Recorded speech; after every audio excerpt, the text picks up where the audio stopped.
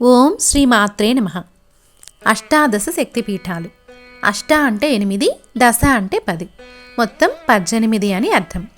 సతీదేవి యొక్క శరీరం 18 ముక్కలై 18 ప్రదేశాలలో పడ్డాయని, వాటినే అష్టాదశ శక్తిపీఠాలు అంటారని మన పురాణాలు తెలుపుతున్నాయి.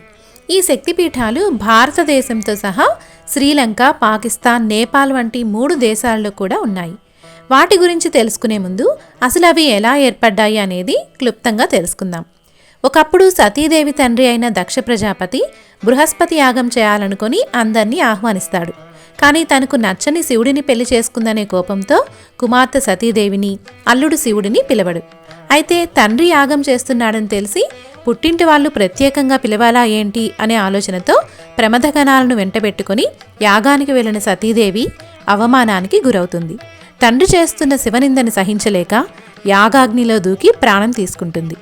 విషయం తెలుసుకున్న శివుడు వీరభద్రుని సృష్టించి దక్షయజ్ఞాన్ని ధ్వంసం చేస్తాడు. సతీదేవి పార్థివ దేహాన్ని భుజాన వేసుకుని ప్రళయతాండవం చేస్తాడు. ఉగ్రశివుణ్ణి శాంతింపజేసేందుకు తన సుదర్శన చక్రంతో సతీదేవి శరీరాన్ని ఖండిస్తాడు శ్రీ మహావిష్ణువు. విష్ణుమూర్తి సుదర్శన చక్రంతో ముక్కలైన అమ్మవారి శరీర భాగాల్లోని 18 భాగాలు పడిన ఆ ప్రదేశాలే అష్టాదశ శక్తిపీఠాలుగా చెప్తారు. అప్పుడు కూడా ప్రతి శక్తిపీఠంలోనూ సతీదేవికి తోడుగా భైరవుడు అంటే శివుడు దర్శనమిస్తాడు. ఈ శక్తిపీఠాల గురించి భిన్న అభిప్రాయాలున్నాయి.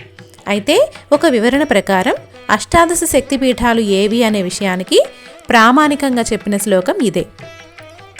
లంకాయాం శాంకరీదేవి కామాక్షి కాంచికాపురే, ప్రద్యుమ్నే శృంఖలాదేవి చాముండి క్రౌంచపట్టనే, అలంపురే జోగులాంబ శ్రీశైలే భ్రమరాంబిక, కొల్హాపురే మహాలక్ష్మి మాహుర్యే ఏకవీరిక, ఉజ్జయిన్యాం మహాకాళి పీఠిక్యాం పురుహూతిక, ఓఢ్యాయాం గిరిజాదేవి మాణిక్యా దక్షవాటికే, హరిక్షేత్రే కామరూప ప్రయాగే మాధవేశ్వరి, జ్వాలాయాం వైష్ణవీదేవి గయా మాంగళ్య గౌరిక, వారణాస్యాం విశాలాక్షి కాశ్మీరేషు సరస్వతి, అష్టాదశ సుపీఠాని యోగినామపి దుర్లభం, సాయంకాలే పఠే నిత్యం సర్వశత్రు వినాశనం, సర్వరోగహరం దివ్యం సర్వసంపత్కరం శుభం.